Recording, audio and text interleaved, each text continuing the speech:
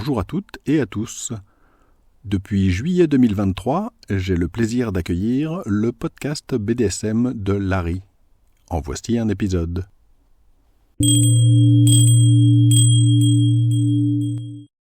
Bonjour et bienvenue sur le podcast BDSM de Larry. Je suis Larry, ceci est le 64e épisode. Dans cet épisode, je parle d'une attitude que j'ai déjà rencontrée fréquemment, qui consiste à dire « ce n'est pas du BDSM » à propos des pratiques de diverses personnes. Je vais vous montrer comment on peut contrer les arguments plus ou moins élitistes sur, entre guillemets, le BDSM que tiennent les personnes qui ont ce type de discours.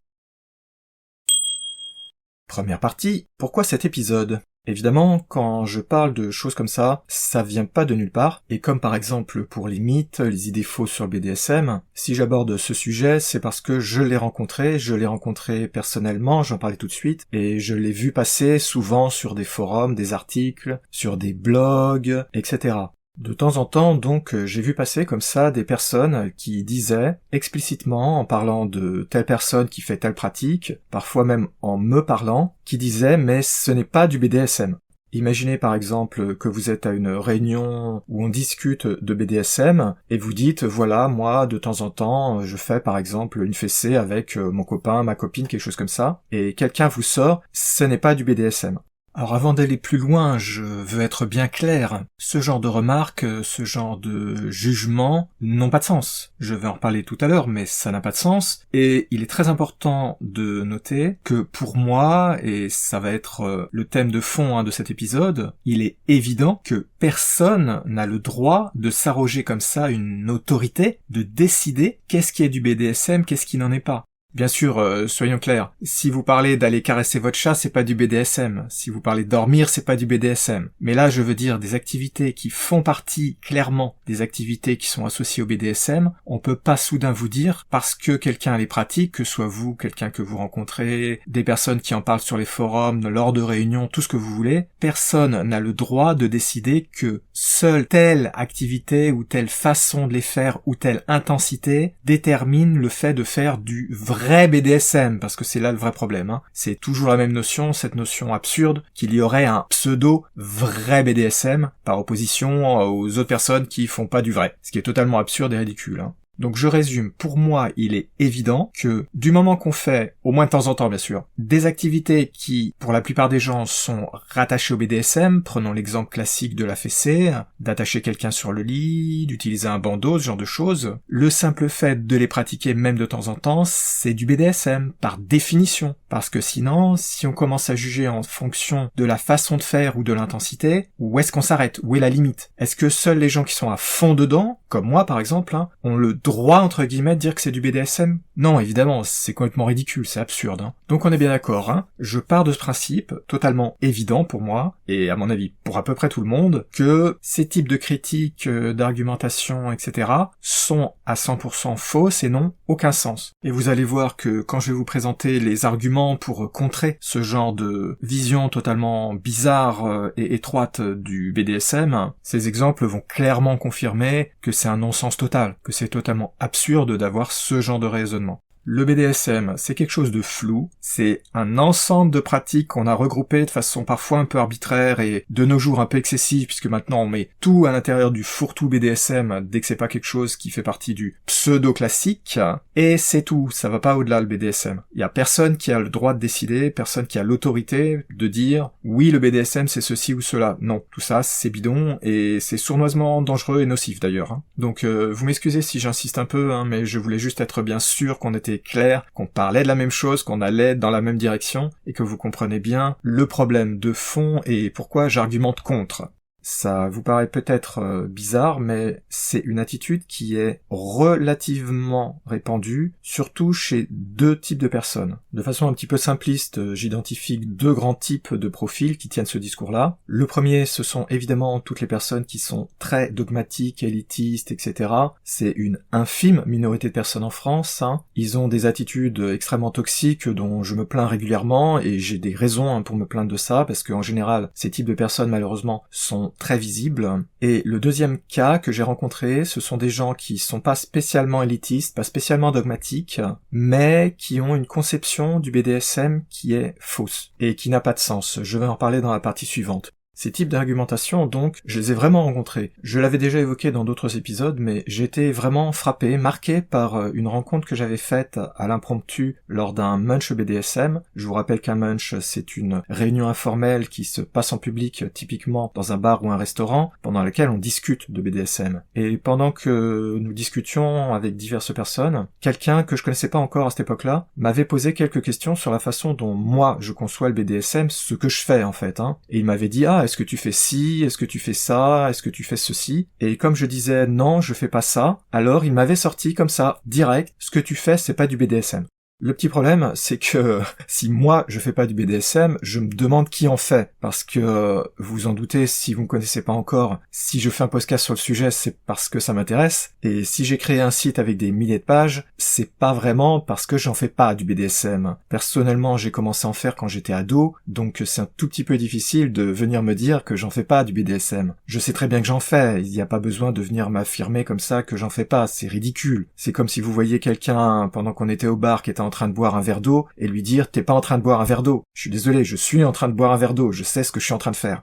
Vous voyez, ça m'avait frappé parce que c'était tellement déconnecté de la réalité, tellement fou, tellement dogmatique, tellement bizarre même. Parce que franchement, je me répète, mais moi je suis à fond dans le BDSM. Je fais même pas partie du 0,1%, je fais partie du 0,01% des gens qui en font le plus souvent, etc. Pour moi c'est, pour ainsi dire, un mode de vie, enfin je suis vraiment à fond dedans. Donc si quelqu'un vient me dire que j'en fais pas, il y a vraiment un gros problème. En fait, ça n'a pas de sens, vous l'avez compris, c'est ridicule.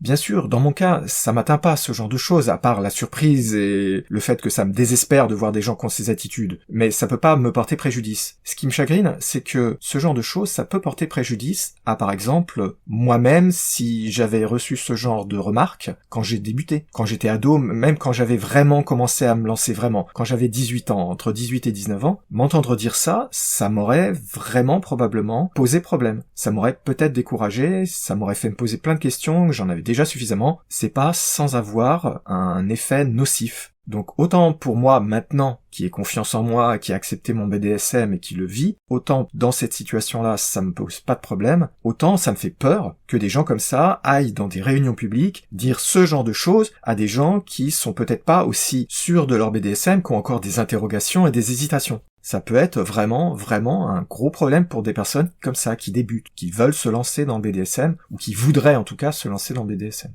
J'ai rencontré aussi un autre exemple, cette fois très différent, ça je l'ai rencontré plusieurs fois. Je l'ai rencontré lors de discussions sur des serveurs Discord, et je l'ai rencontré une fois lors d'un munch aussi. Là c'était pas la même chose, c'était pas des personnes qui sont spécialement dogmatiques, etc. Mais lors de discussions donc, à un moment donné, il y avait dans la discussion eu l'idée que les seules personnes qui font du BDSM en fait, sont les personnes qui sont comme moi en fait, les personnes qui sont à fond dedans. Et c'était donc présenté d'une façon vraiment bizarre, comme s'il y avait une séparation entre les vraies personnes qui font du vrai BDSM et les autres.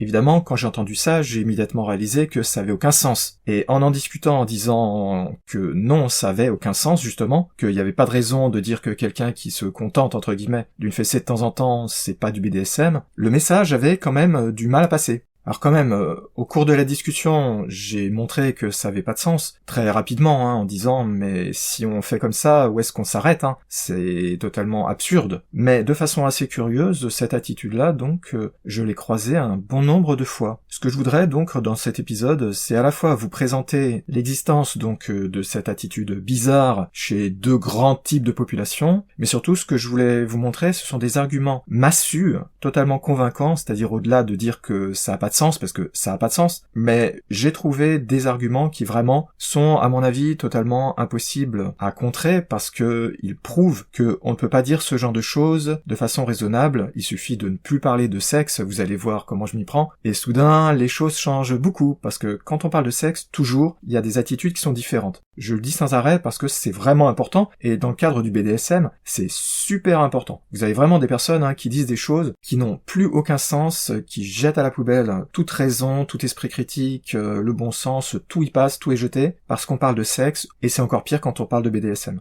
Du coup, l'astuce, c'est évidemment de ramener les raisonnements en dehors du contexte du sexe, du BDSM, pour éviter en fait tous les stéréotypes, les préjugés, etc. qui nous embarrassent quand on parle de ces sujets-là. C'est donc la meilleure solution pour contourner ce genre de problème. Trouver un équivalent qui n'a rien à voir avec le sexe. On va en reparler tout à l'heure. Mais avant tout, je voudrais quand même revenir très brièvement sur mes réflexions sur le pourquoi de ces attitudes. Je vais en parler tout de suite. Deuxième partie, pourquoi ces attitudes existent-elles ? Bien que, à titre personnel, j'ai un peu de mal à comprendre comment est-ce qu'on peut dire des choses comme ça, je pense que les raisons fondamentales sont pas forcément aisées à décrire pour les deuxièmes cas, mais pour le premier cas, elles sont assez faciles. Pour toutes les personnes qui ont des attitudes élitistes, dogmatiques, etc. Donc là, on parle vraiment d'une minorité, je veux bien être clair. Et plus on est dans la minorité de gens qui sont excités sur le sujet, plus ça délire, c'est n'importe quoi souvent. Là, on est dans les personnes qui, typiquement, vous propagent un certain nombre de mythes toxiques, le folklore toxique du BDSM, comme je dis parfois. Pour moi, les raisons majeures de ça, ce sont évidemment des choses du genre l'étroitesse d'esprit, etc., mais c'est pas juste ça. Je pense que fondamentalement, il y a une raison qui est dans le titre même de la catégorie, c'est-à-dire l'élitisme. C'est-à-dire l'envie de se présenter, de se sentir supérieur aux autres. Parce que quand on est élitiste, le but, c'est de pouvoir dire « je suis mieux que les autres ». Et un autre angle qui, à mon avis, est très important aussi pour cette catégorie-là, c'est que ces types de personnes, j'ai remarqué, souvent, parfois de façon vraiment flagrante, utilisent ces conceptions qu'elles propagent, donc élitistes, étroites, etc., le BDSM tel que ces personnes-là le conçoivent, dans un but personnel, en fait, totalement égoïste, et ça leur donne pas mal d'avantages de se présenter comme ça, parce que, par exemple, ça leur permet de se placer comme gardien du BDSM. Ça, c'est une notion qui est très souvent dénoncée dans les sites américains notamment, c'est qu'il y a pas mal de personnes qui ont cette attitude-là, qui utilisent donc leur conception du BDSM qui sont toujours très personnelles, très étroites, qui essaient de les propager à tout le monde dans un but précis. Le but, c'est de dire, le BDSM, vous n'avez pas le droit d'en faire si vous passez pas par moi, ou par nous, parce qu'en général, ce sont les personnes qui travaillent ensemble. J'ai pas besoin de vous souligner à quel point ce genre d'attitude peut leur donner énormément d'avantages. Pour les rencontres, c'est évident que c'est plus qu'un avantage. Ça veut dire, vous voyez bien où je veux en venir, dans un exemple typique, ça va être le genre de personnes qui utilisent ce genre de notions totalement hypocrites pour pouvoir mettre la main sur les nouveaux et surtout les nouvelles arrivant dans les milieux entre guillemets du BDSM. Donc je pense qu'il y a vraiment un gros aspect hypocrite et de profit personnel qui est derrière, en plus du côté se sentir supérieur. Par contre, pour la deuxième catégorie, c'est pas si simple. Faut que je vous explique que j'ai rencontré des gens qui étaient tout à fait corrects, des gens qui étaient sympas, qui étaient décents, qui avaient rien à voir avec l'autre catégorie que je viens d'écrire, et qui pourtant avaient ce genre d'idée que, donc, les personnes qui font juste un petit peu de BDSM de temps en temps, ou des choses très légères, bref, qui sont pas à fond dedans, comme je disais tout à l'heure, ces personnes-là, donc, pour elles, dans leur conception, c'était pas du BDSM. Vous remarquez que c'est un non-sens total, je vais y revenir tout à l'heure, mais c'est un non-sens total, c'est une contradiction des termes, et pourtant ça avait pas l'air de les choquer de dire comme ça des choses qui sont un paradoxe, c'est totalement paradoxal de dire que quelqu'un qui fait des activités qui sont dans la catégorie BDSM de façon super claire, en même temps n'en fait pas du BDSM, ça a zéro sens. Alors là, j'ai un peu plus de mal à comprendre la raison sous-jacente. Je pense que la grosse raison derrière, c'est à la fois un mélange un peu d'ignorance sur les réalités du BDSM, et aussi, je pense que ils et elles ont un peu tendance à tomber dans le panneau dans lequel moi-même j'étais tombé étant jeune, c'est-à-dire à ne penser, à n'identifier les gens qui font du BDSM que en pensant aux personnes qui sont à fond dedans, qui sont visibles, etc. Et donc en oubliant complètement que la majorité, en réalité, la très très grande majorité, ne sont pas visibles, n'en font pas de façon importante, de façon intense, évidemment, comme absolument toute autre activité. Et je pense donc que cette idée leur vient en tête à cause de ça, de cette fausse dichotomie, parce qu'il n'y a pas en réalité deux groupes. Le BDSM, c'est un continuum, c'est ce que je dis depuis le départ, depuis des années. Vous avez des gens qui en font de façon très légère, très ponctuelle, peut-être quelques fois par an, vous avez des gens qui en font assez régulièrement, très régulièrement, et ensuite vous avez de plus en plus jusqu'aux gens qui sont à fond dedans, voire des extrémistes qui font des choses qu'une personne normale trouvera complètement effrayantes. Et donc l'idée qu'il y ait une dichotomie comme ça entre les personnes qui ont atteint un stade tel que elles disent ouvertement en faire et en font donc de façon plus ou moins intense, et les autres, je pense que c'est ça qui a contribué à cette idée. Et je dois dire, je l'avais évoqué tout à l'heure, quand j'ai remis en question leur croyance à ce niveau-là, que j'ai pointé du doigt que ça avait pas de sens, là quand même j'ai réussi à leur faire reconnaître que ce qu'ils disaient avant, ça avait pas de sens. Mais ce qui est intéressant, c'est de penser qu'il puisse y avoir, tout simplement, à l'origine, une telle conception, parce que, franchement, ça n'a pas de sens. Mais dire que ça n'a pas de sens, c'est bien, pour moi c'est évident, mais je vais revenir dessus pour vous expliquer exactement comment on peut montrer, prouver à quel point ça n'a pas de sens. Troisième partie, comment contrer aisément ces conceptions élitistes, étriquées et erronées. Évidemment, le premier argument tout simple, c'est de pointer du doigt que tout ça n'a pas de sens parce que le BDSM, c'est pas quelque chose de dichotomique, dans lequel il y a ceux qui en font pas, et il y a personne qui est entre les deux. Comme pour absolument toute activité, et je vais y revenir tout de suite, il y a toujours un continuum. Vous avez les personnes qui débutent, par exemple, qui font pas la même chose que les gens qui, comme moi, en font depuis des dizaines d'années, et même parmi les personnes qui en font depuis longtemps, vous avez pas tout le monde qui fait des choses extrêmement intenses ou extrêmement fréquentes.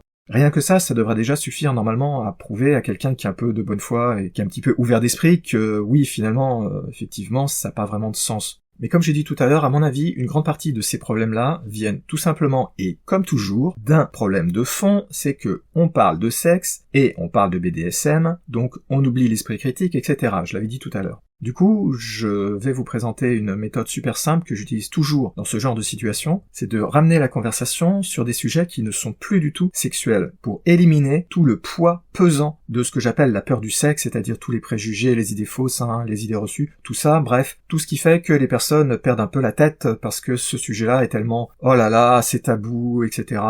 On élimine tout ça, on va parler de sujets sur lesquels il n'y a absolument aucun préjugé de ce genre-là, pour prouver que, en réalité, avec un exemple autre, tous les arguments fallacieux et faux qu'on veut combattre, donc, n'ont plus aucun sens, et donc forcément, s'ils n'ont pas de sens pour un autre exemple, ça montrera bien que dans le cas du sexe, du BDSM, ils n'ont pas de sens non plus. Personnellement, ma méthode actuelle, c'est si jamais je rencontre quelqu'un comme ça qui dit « oui, mais c'est pas du BDSM » ou bien « c'est pas du vrai BDSM », tout ça c'est la même chose, Mon idée donc c'est de dériver la conversation vers un autre sujet, par exemple demander à la personne « est-ce que tu fais du vélo ?» ou « prenez du tennis » ou quelque chose comme ça qui est assez répandu. Et si par malchance la personne ne fait rien de tout ça, vous trouverez aisément quand même un autre sujet, un hobby quelconque que fait la personne. Prenons le cas du vélo, parce que c'est un exemple que j'utilise souvent. Donc vous demandez à la personne qui était en train de vous dire des choses bizarres du genre donc ce n'est pas du BDSM, si elle fait du vélo, et comme la personne vous répond oui je fais du vélo, vous lui dites ah bravo, j'applaudis, c'est super, mais c'est bizarre, je me rappelle pas de t'avoir vu quand même dans le Tour de France. Donc là évidemment la personne va être complètement éberluée et pas comprendre ce qui se passe et vous dire pourquoi non je fais pas le Tour de France, de quoi tu parles? Et là vous voyez peut-être où je veux en venir, c'est que là je lui réponds mais tu viens de dire que tu faisais du vélo, donc je présume que tu fais des choses comme le Tour de France. Et comme la personne, bien entendu, va dire que non, elle n'en fait pas, ça n'a pas de sens. Et je dis, alors pourquoi est-ce que tu dis que quand on fait, sans que ce soit de façon super intense, d'être à fond dedans, d'être quasiment professionnel, que ce n'est pas du BDSM? Avec ton raisonnement, le fait que tu fais pas du Tour de France, moi ça me permet de dire que non, tu ne fais pas du vélo. Et je pense que vous voyez là, cet argument, il est imparable. Vous pouvez l'utiliser avec n'importe quelle pratique que font les gens, des hobbies, typiquement. Je favorise le vélo parce que c'est un de mes arguments favoris, mais vous pourriez trouver absolument n'importe quoi d'autre. Même faire la cuisine, par exemple, quelque chose qui est très répandu, évidemment. Il est très simple de prouver que non, il n'y a pas que les gens qui font le Tour de France qui peuvent dire qu'ils font du vélo. Sinon, ce serait complètement stupide. Donc vous voyez, cet argument est super simple, franchement il est trivial, mais il est imparable. C'est absolument impossible de le contredire, parce que ça prouve le non-sens complet de vouloir comme ça séparer les, entre guillemets, vrais et ceux qui n'en font pas vraiment, qui est une notion élitiste, mais surtout une notion qui est totalement absurde. Vous voyez, vraiment, c'est super simple. L'idée, c'est, quand on est confronté comme ça à des problèmes de discours nocifs ou haineux sur la sexualité au sens large, ma méthode favorite, que j'utilise toujours maintenant, puisque je suis sans arrêt confronté à des problèmes de ce genre-là, c'est de se débarrasser du problème. C'est-à-dire, il faut pas essayer de discuter dans un contexte dans lequel il y a trop de réactions épidermiques, trop de préjugés, trop de tabous, etc. Le seul et unique moyen pour pouvoir discuter, c'est de sortir de tous ces sujets qui sont problématiques. Là, vous voyez, en l'espace de 2 minutes, je peux complètement prouver à quelqu'un, à n'importe qui d'ailleurs, que l'argument dont je suis en train de discuter dans cet épisode n'a aucun sens. Et il y a pas mal d'autres arguments comme ça qui n'ont pas de sens, qu'on peut aussi démolir assez aisément en utilisant cette technique. Pour essayer de vous donner un autre exemple, vous savez certainement que tout ce qui est prostitution au sens large, c'est quelque chose dont il est quasiment impossible de parler. Il y a tellement de tabous, d'idées fausses, etc. Si vous vous rappelez, j'en ai parlé de tout ça dans l'épisode numéro 56, dans lequel je présentais l'escorting BDSM. Quand on parle de ce type de sujet, c'est encore bien pire que de parler d'histoire de vrai BDSM, parce que là, vous avez à la fois les préjugés du type sexisme, misogynie, prostitution, et tout un tas de sous-entendus, de notions nocives, etc. qui sont derrière. Bref, le discours tenu sur ces sujets est en général très agressif, et il n'est pas possible de raisonner sereinement et de façon adulte. Du coup, j'utilise aussi ce genre de technique. Quand on me sort par exemple que l'escorting c'est pas un vrai métier, il est très facile d'utiliser ce genre de technique, de sortir du sexe, de ne pas parler du tout de choses du genre prostitution, etc. pour montrer que les personnes ont ces réactions-là uniquement pour une seule et unique raison, c'est parce qu'on parle de sexe. Si vous sortez de la sexualité, si vous sortez de tous les stéréotypes et les réactions épidermiques, vous pouvez facilement montrer que les arguments, ils ont pas de sens. Donc maintenant, j'utilise vraiment assez souvent ce genre d'argumentation en fait. Ça devrait pas être nécessaire parce que dans le cas par exemple là qui nous préoccupe là le c'est pas du BDSM, c'est tellement absurde, c'est tellement évident que je devrais pas avoir besoin de cette technique. Mais si on est vraiment face à des personnes pour lesquelles il faut vraiment avoir des arguments massus qui soient absolument indéboulonnables, on peut utiliser donc ce que je vous ai présenté, c'est vraiment la solution. À mon avis en tout cas, c'est la meilleure solution et la plus simple. Ce que vous avez vu, c'était vraiment trivial, je vous ai rien appris, c'était juste une astuce pour donc contourner le problème de fond qui est la sexualité et le BDSM. Alors, il y a quand même une chose sur laquelle je veux revenir. Je suis à peu près sûr que cet argument massu que je viens de vous présenter devrait convaincre les personnes du deuxième groupe dont j'ai parlé tout à l'heure. Par contre, pour les personnes du premier groupe, je suis pas sûr que ça fonctionnera pour une raison très simple. C'est que, fondamentalement, ces gens-là ne veulent pas ouvrir les yeux, connaître la vérité pour une raison très simple, c'est que ça les arrange pas. Évidemment, parce que forcément, il y a une très très forte hypocrisie. Quand fondamentalement l'idée derrière, c'est d'en tirer un profit personnel, vous imaginez bien que ce type de personnes ne vont rien faire pour changer leur opinion, parce qu'en réalité, leur opinion, ça les arrange de l'avoir, même s'ils savaient qu'elle est totalement fausse. Donc je suis pas absolument certain que face à des gens comme ça, on puisse avoir raison, puisqu'ils ont absolument aucun intérêt, évidemment, à reconnaître qu'ils ont tort sur toute la ligne. Enfin, c'est pas très grave, ce genre de personnes sont une minorité infime, qui sera toujours existante, toujours toxique, et qu'il vaut mieux essayer d'ignorer, mais il est bon de savoir que les notions qu'ils propagent sont nocives et toxiques. Donc dans l'ensemble, je pense quand même que cette petite technique toute simple que je viens de vous présenter sera d'une grande aide lors de réunions BDSM ou éventuellement sur des forums BDSM pour rediriger la conversation, qu'elle soit une conversation orale ou écrite, vers des conceptions un peu moins nocives que donc ces notions de le vrai BDSM qui est la notion sous-jacente. Si par malchance vous tombez sur ce genre de réflexion, maintenant vous savez comment les contrer, le cas échéant.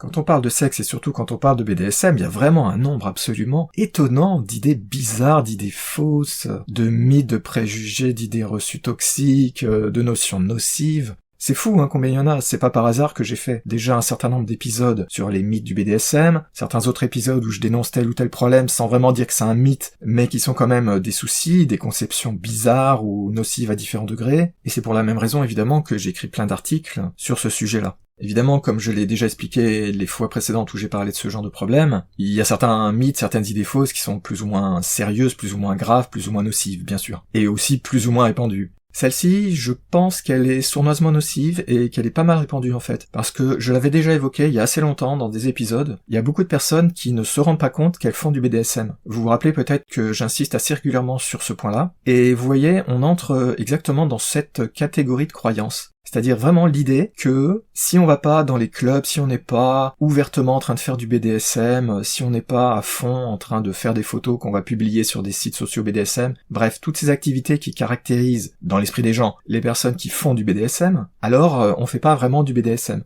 Cette idée-là, elle est assez répandue, Je pense même qu'elle est très répandue. Bien sûr, après, il y a des personnes qui ne savent pas qu'elles font du BDSM parce que elles comprennent pas exactement quelles sont les pratiques, qu'est-ce que ça veut dire en fait, BDSM. Mais ça fait tellement longtemps que je lis sur le sujet, que je discute, etc. J'ai déjà rencontré pas mal de fois, plus ou moins explicitement, cette attitude vraiment de se dire que parce que la personne n'est pas à fond dedans, elle ne pense pas donc vraiment qu'elle ne réalise pas, elle ne veut pas réaliser qu'elle en fait du BDSM. Et vous voyez, quand on y réfléchit, c'est très bizarre. Bien sûr, après, il y a la différence entre, par exemple, les gens qui sont entre guillemets amateurs, débutants, et les gens qui sont très expérimentés ou carrément professionnels, etc. Donc ça, c'est le continuum dont je parle sans arrêt. Mais il n'y a pas de raison pour autant de penser qu'on fait pas du BDSM. Vous voyez, je suis sûr que ces personnes-là, elles diraient pas vraiment la même chose pour d'autres sujets. Si on parlait de cuisine, par exemple, elles vous diront « je suis pas chef professionnel », mais elles vous diront pas « je fais pas de cuisine ». Et je pense que ce genre de notions sont sournoisement toxiques. Ça peut par exemple gêner les personnes pour accepter leurs envies BDSM, ça peut rendre plus difficile de se renseigner parce que si quelqu'un pense que ce qu'il ou elle fait n'est pas du BDSM, ce ne va pas être naturel bien entendu d'aller consulter des documentations sur BDSM. Ça n'aurait pas vraiment de sens, pas vrai?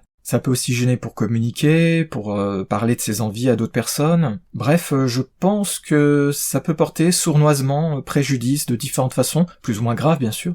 Et de toute façon, comme je le dis toujours, tout ce qui est mythe au sens large, toutes ces idées fausses, tout ça, il faut vraiment les combattre, c'est pour ça que je trouve important, même pour quelque chose d'aussi simple que ça, d'aussi basique, qu'on peut si facilement contredire, prouver que c'est faux, parce que c'était vraiment trivial, je pense que vous serez d'accord avec moi. La technique que je vous ai présentée est vraiment d'une simplicité extrême. Malgré ça, je pense que c'est utile de parler de ce genre de sujet, d'attirer l'attention dessus et de les combattre, directement et indirectement. Il y a déjà suffisamment de problèmes dans la sexualité en général, dans le BDSM en particulier. On n'a vraiment pas besoin d'avoir des obstacles sur la route, surtout quand ce sont des obstacles qui sont aussi absurdes que celui dont je viens de traiter dans cet épisode. Et si par hasard vous avez écouté cet épisode en ayant en tête justement cette idée que vous faites des petites choses de type BDSM mais vous pensiez pas que c'était du BDSM, maintenant vous savez que vous en faisiez sans le savoir peut-être. Par exemple si vous avez déjà utilisé un bandeau, tenté de bâillonner votre copain, votre copine, ou que au contraire c'est vous qui avez eu un bâillon ou un bandeau ou été attaché ou attachée sur le lit, ce genre de choses. Oui, c'était du BDSM, il n'y a pas de doute, il n'y a pas d'hésitation, c'est pas parce qu'on n'est pas à fond dedans qu'on ne fait pas de BDSM. Je sais, je me répète, mais je l'avais déjà raconté, j'ai vraiment déjà été confronté à des personnes à qui j'expliquais que leur petite pratique,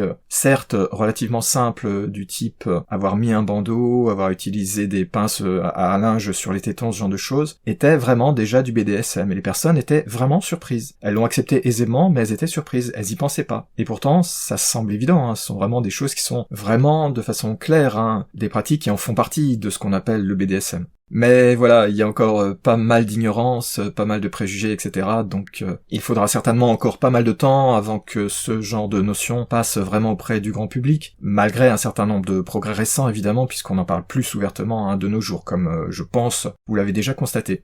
Donc maintenant, soit vous savez que vous faites du BDSM alors que vous ne le saviez pas, soit si vous en faites et que vous saviez que vous en faites, vous avez des arguments pour les situations où on viendra vous dire, par ignorance ou dans certains cas un peu par malfaisance, vous savez comment contredire cet argument, et si vous saviez pas que tout ça existe, que ces genres d'attitudes existent, maintenant vous le savez, et c'est bien de le savoir, parce que comme ça, vous serez pas surpris ou surprise le jour où vous les rencontrerez ces attitudes. Il est toujours bon d'être préparé, ça évite bien des surprises et parfois ça évite de se retrouver dans une situation où vous savez pas quoi dire parce que c'est tellement bizarre ce qu'on vous dit que vous avez plus les arguments, ça vous manque, vous savez pas quoi répondre parce que c'est tellement bizarre que vous êtes en train de vous poser plein de questions et éventuellement ça vous met même des doutes en tête, ce qui est très mauvais. Donc maintenant vous savez de façon super claire qu'est-ce qu'il en est, pourquoi ça existe, comment le contredire. Et vu à quel point c'est répandu, croyez-moi, c'est vraiment préférable d'avoir eu une petite mise au point à ce sujet-là et d'avoir eu comme ça une présentation de la réalité qui est malheureusement un petit peu trop souvent ignorée, y compris dans les milieux du BDSM.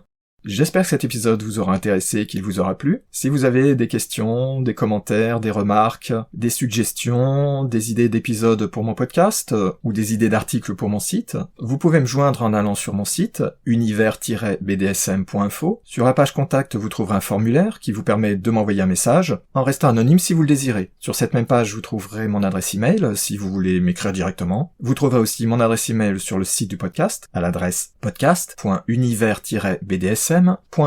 Si vous avez des choses à dire, surtout n'hésitez pas, ne vous privez pas, je suis toujours très intéressé par tous les retours qu'on peut me faire. Merci de m'avoir écouté, et je vous dis à bientôt pour de nouveaux épisodes sur le podcast BDSM de Larry.